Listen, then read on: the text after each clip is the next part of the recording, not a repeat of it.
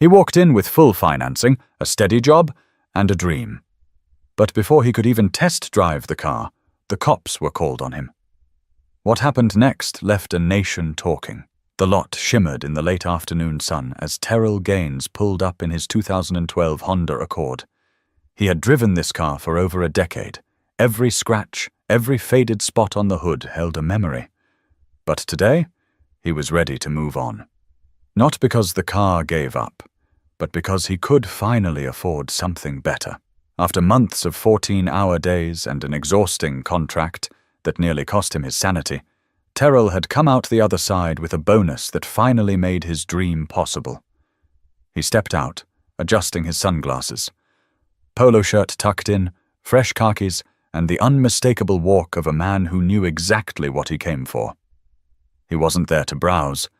He already knew the specs of the SUV he wanted, down to the trim and towing capacity. All he needed was a test drive, a handshake, and a pen. The showroom at Beckman Auto Group in Charleston, South Carolina, was unusually quiet for a Tuesday. A young white salesman, mid-20s, thin frame, short blonde hair, watched Terrell walk in. His name tag read, Kyle. "Hey there, can I help you with something?" Kyle asked, his tone polite but flat. Terrell smiled and held out his hand. "Yeah, I'm here to look at the 2024 Navigator L Reserve.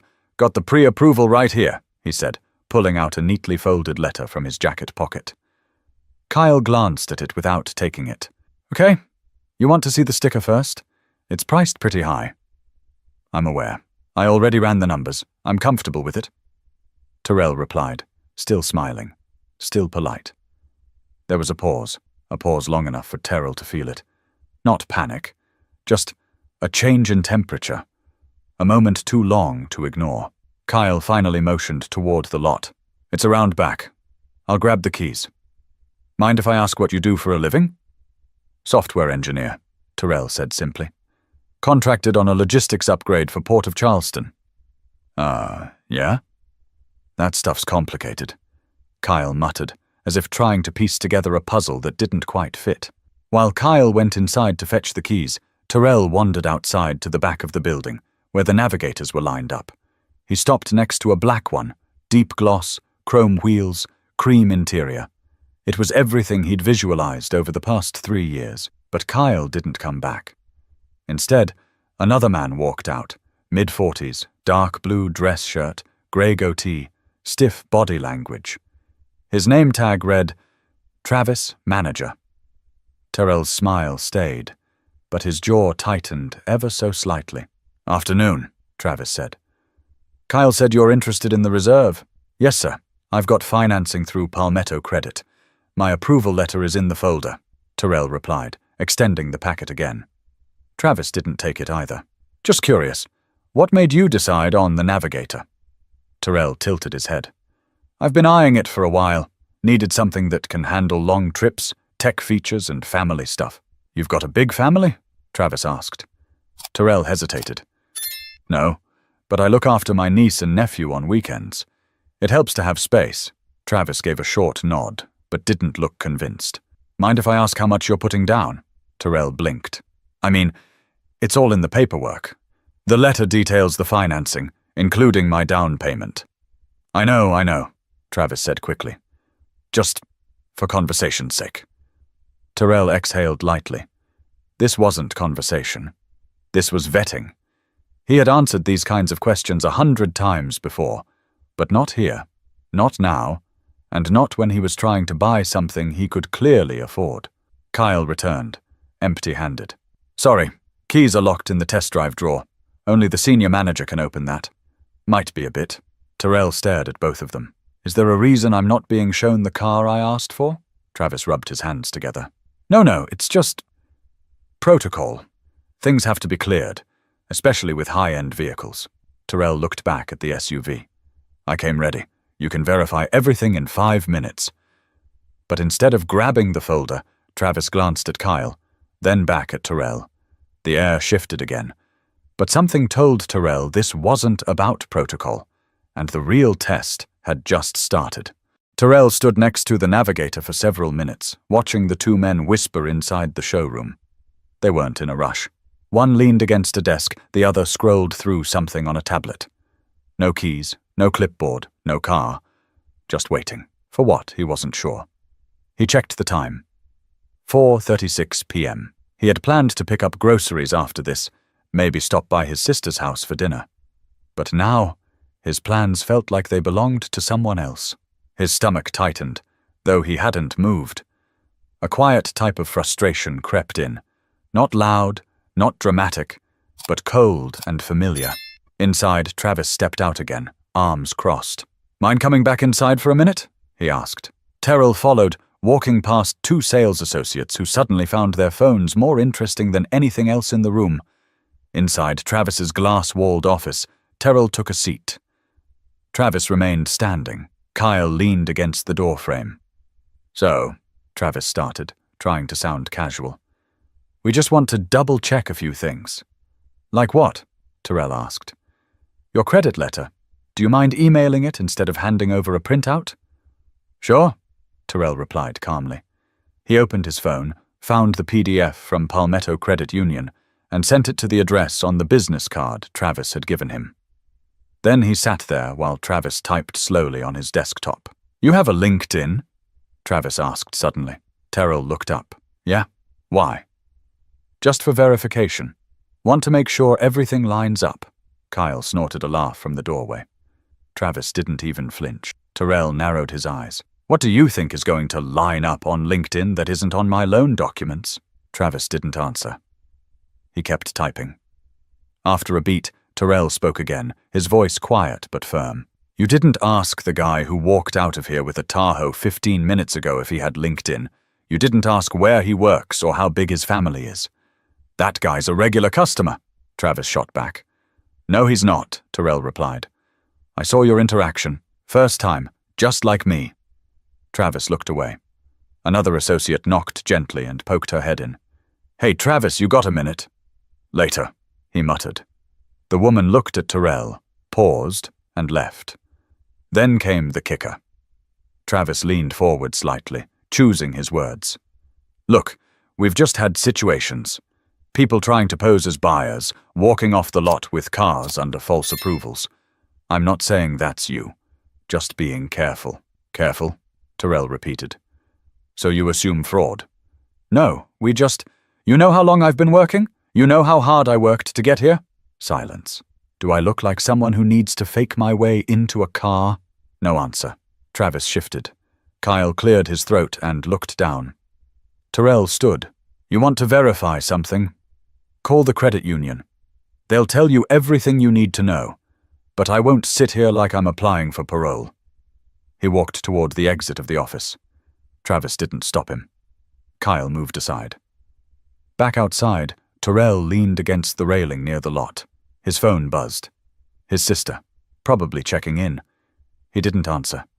He needed to breathe. Behind him, another customer watched from a distance, a middle-aged woman in jeans and a blazer.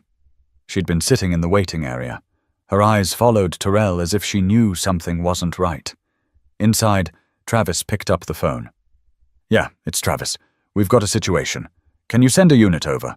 Just want to be safe." But what Travis didn't know was that someone else had started recording, quietly, from across the lot. The heat outside had shifted, not from the weather, just the weight of it all pressing down. Terrell stood alone by the SUV, arms crossed, trying to keep calm. A calm man isn't threatening. A calm man is safe. That's what they say, right? But sometimes, no matter how still you stand, the storm still finds you. Back inside, Travis paced his office while Kyle peeked out the window like they were waiting on a delivery. But they weren't expecting a shipment.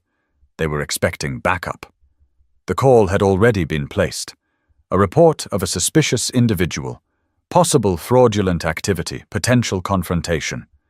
Code words that said nothing and everything. 3 miles away, Officer Brett Lanning received the dispatch. He'd been on the force in Charleston for 8 years. Nothing in the call screamed danger, but the words confrontation and luxury dealership made him sit up straight. He took his time getting there. Didn't hit the lights. Outside the showroom, Terrell checked his phone. 2 missed calls from his sister, a text from his friend Theo. "How'd it go? You driving off the lot yet?" He didn't answer. He wasn't sure how to explain what this was. It wasn't outright. It wasn't loud. It just sat in the room like smoke, subtle, invasive, always hanging in the air. Behind him, the woman in the blazer had moved to her car, phone angled low. She wasn't filming out of boredom. Something had clicked for her. Terrell turned to head back inside when the sound of a car slowing down caught his ear. He looked up. A black SUV with police lights, no sirens, pulled into the parking lot. 2 officers stepped out. One was Brett. The other, Officer Jen Morano, was younger, a little more cautious in her movements. They walked with a purpose, not urgent, but alert. Terrell stayed still, not out of fear, out of calculation. The lead officer approached. "Sir, can we speak with you for a moment?" Terrell raised an eyebrow. "Sure. What's this about?" The officer kept his hand near his belt, not on the weapon, but close enough to say, "Don't move too fast." "We got a call from the dealership. They had some concerns about a possible issue with paperwork." Terrell looked directly at him. "My name is Terrell Gaines. I have pre-approval from my credit union. I've done nothing wrong." The officer nodded, still wary. "You mind showing ID?" Terrell handed over his license and the printed approval letter. "I came here to buy a car. That's all." While Officer Morano took the documents and began checking them against a mobile tablet, Officer Lanning glanced toward the glass doors. Travis and Kyle stood there, arms crossed, watching like they were the ones wronged.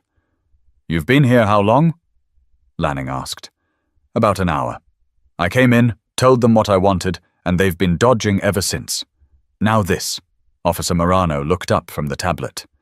"Everything checks out. His financing is legit. No issues on record." Lanning looked back at the dealership. Inside, Kyle stepped away from the window, face pale. "What would you like us to do, sir?" Lanning asked. Terrell raised his eyebrows. "That's your question? You were called here. Now that it's clear I've done nothing, maybe you should be asking them why I'm being treated like this."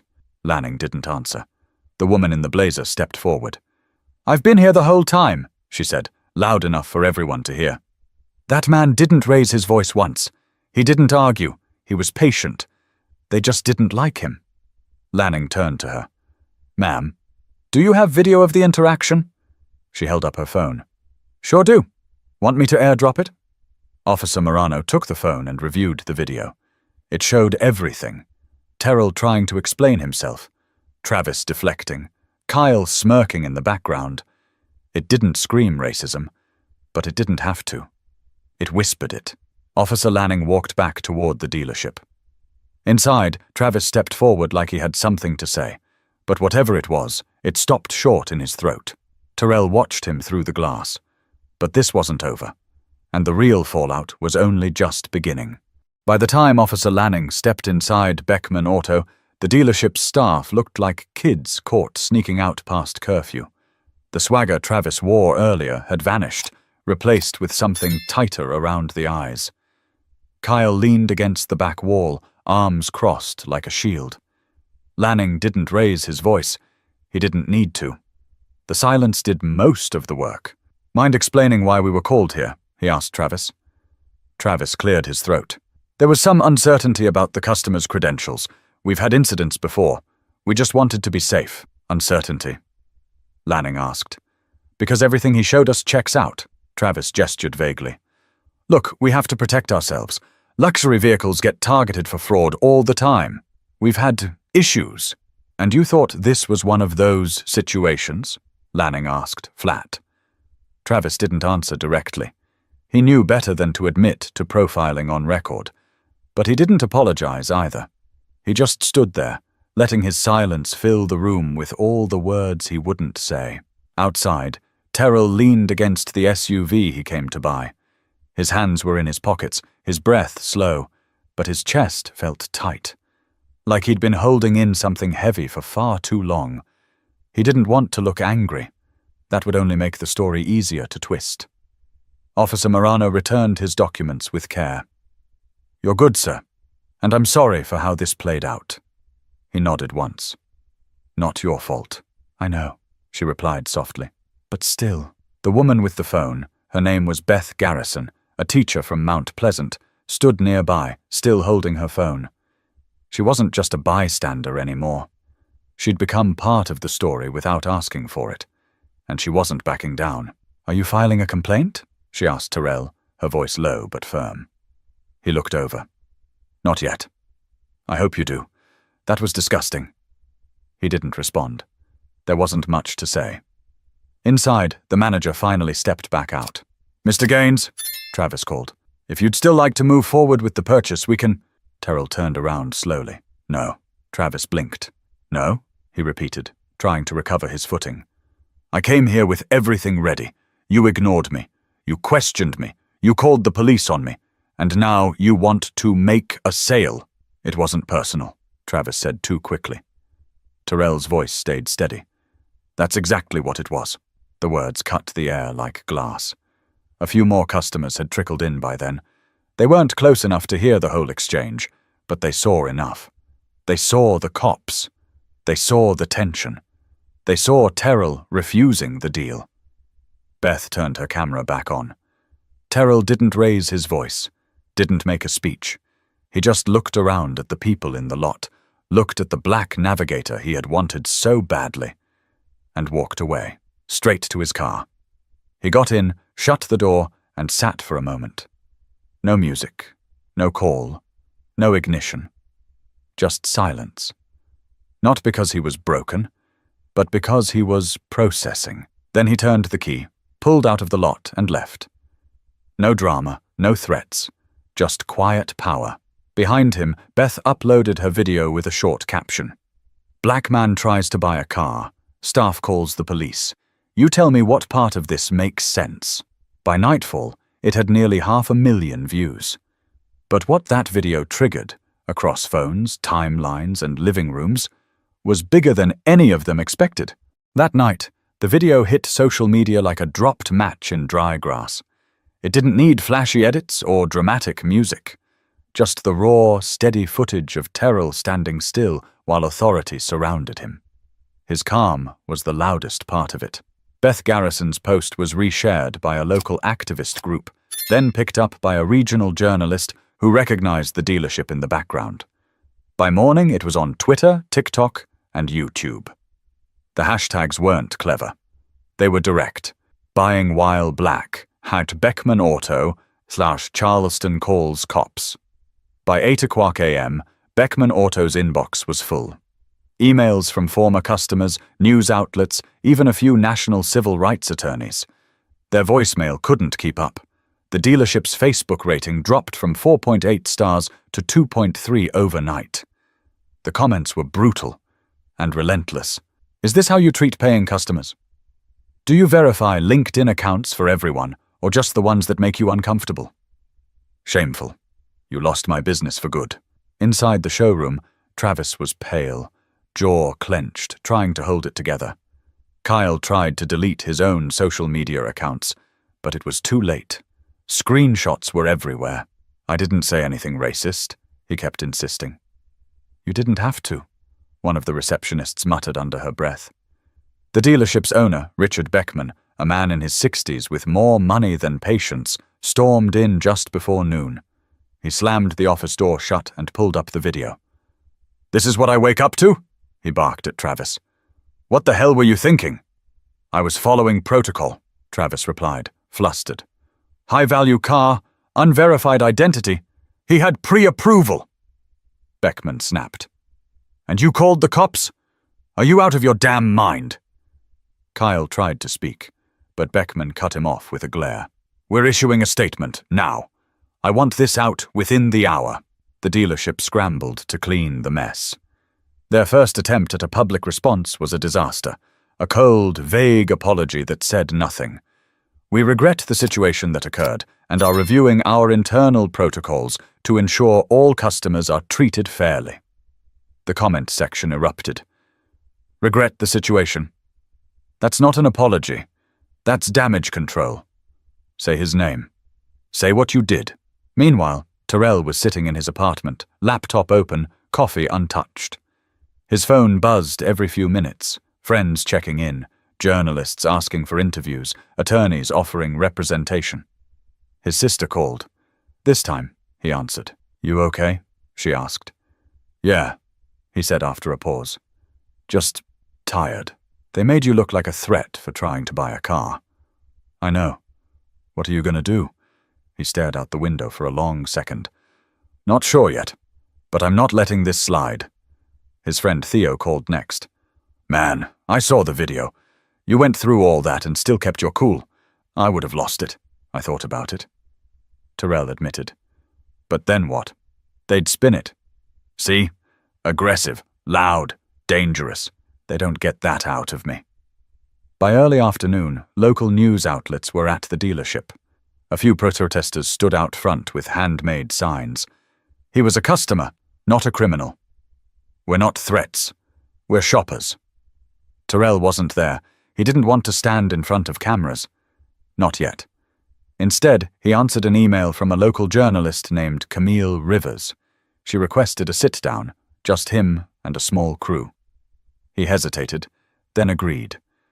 They met at a public library the next day. No lights, no dramatic setup, just a corner table and a couple of microphones. Camille leaned in. "Do you want justice?" Terrell thought for a moment. "I want the next guy who walks in looking like me to leave with his keys instead of being treated like a criminal. If this helps make that happen, then yeah, I want that." But the dealership had no idea how far this would reach, or how quickly the story was about to outgrow their control. By Friday morning, the story had jumped from regional headlines to national conversation. News anchors debated the footage. Panelists dissected Terrell's calm under pressure. Think pieces flooded the internet with titles like "The Cost of Presumption" and "When a Loan Letter Isn't Enough." Charleston's mayor issued a brief statement calling the incident unfortunate and an opportunity for reflection. Terrell read it twice and closed the tab without finishing. Back at Beckman Auto, the pressure was relentless. Protesters lined the sidewalk every morning, holding signs that grew sharper with each passing day. More than a few customers cancelled upcoming purchases. At least one major financing partner paused their relationship with the dealership, citing reputational risk. Inside, Travis barely spoke above a whisper anymore. Kyle stopped coming in altogether after his full name and work history were posted on a community watch forum. The receptionist gave her notice, tired of fielding angry calls and being asked questions she had no part in answering. On Saturday, Beckman Auto issued a second statement. This time it was different. "We want to publicly apologize to Mr. Terrell Gaines. Our handling of his visit to our dealership was wrong. Mr. Gaines came with proper documentation, respect, and a clear intent to purchase a vehicle.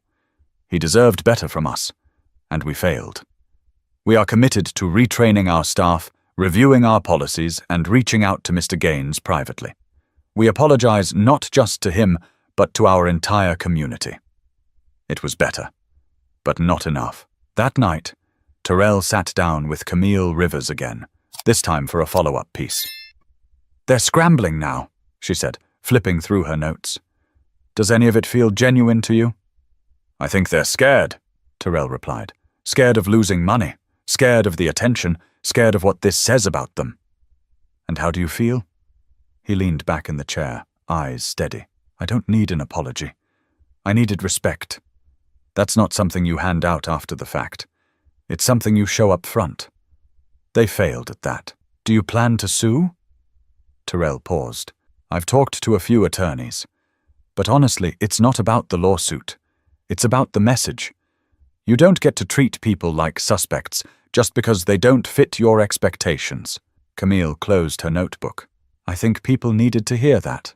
He nodded. "So did I." Later that evening, he took a walk near the waterfront to clear his head. He passed two teenagers watching the video on a phone, headphones split between them.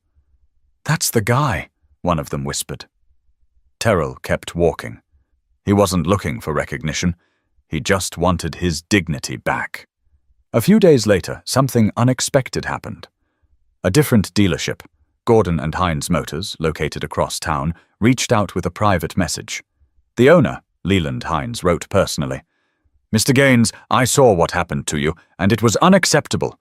If you're still interested in buying a vehicle, we'd be honored to work with you, with full respect and transparency. Terrell didn't respond right away. He wasn't sure what to make of it, but after thinking it over, he agreed to visit.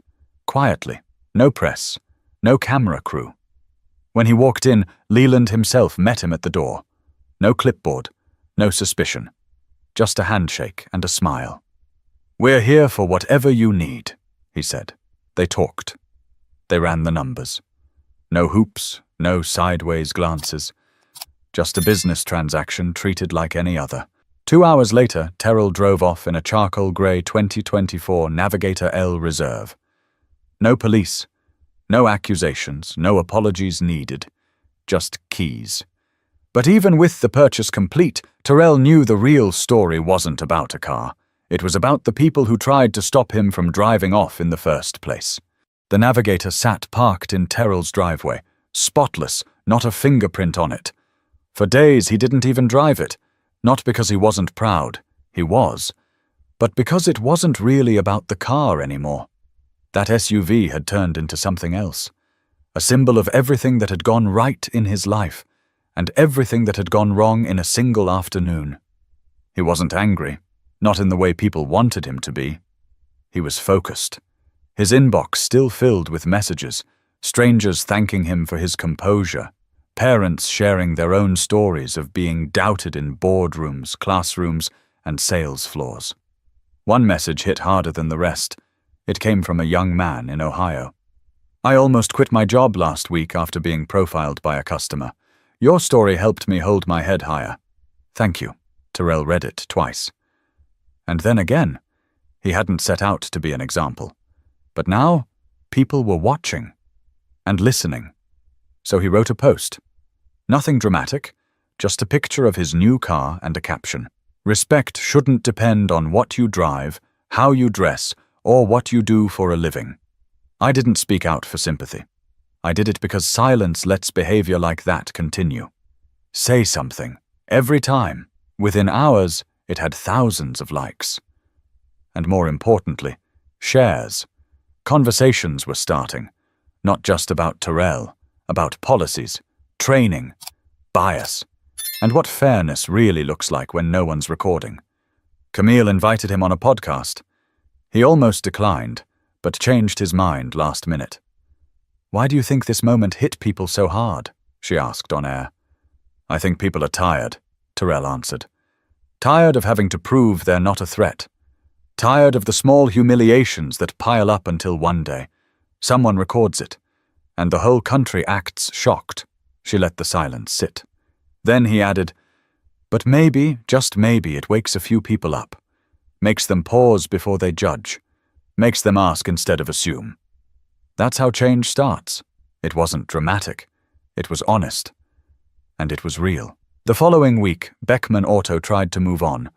They announced sensitivity training and partnered with a community relations group. Travis was quietly let go. Kyle's name never appeared again on their staff list. But for many, the damage was already done. And the name Terrell Gaines stayed with them. He didn't file a lawsuit. He never demanded compensation. But his story became part of something bigger. One Saturday, he took his niece and nephew for a ride. The three of them laughing, windows down, music up. Just a regular guy with 2 kids in the back and peace on the dashboard. At a red light, a man in a pickup glanced over, did a double take, and then gave a nod. Not the performative kind, just acknowledgement. Terrell nodded back. He didn't need recognition, just respect. So the next time someone walks into a dealership with confidence and a folder of paperwork, maybe, just maybe, the staff will look up and see a customer, not a question mark. Because when you're treated with dignity from the start, you don't have to spend the rest of your life proving you deserve it. If this story made you feel something, anger, hope, frustration, relief, don't scroll past, share it, talk about it, and remember, silence never changed anything. Speaking up just might.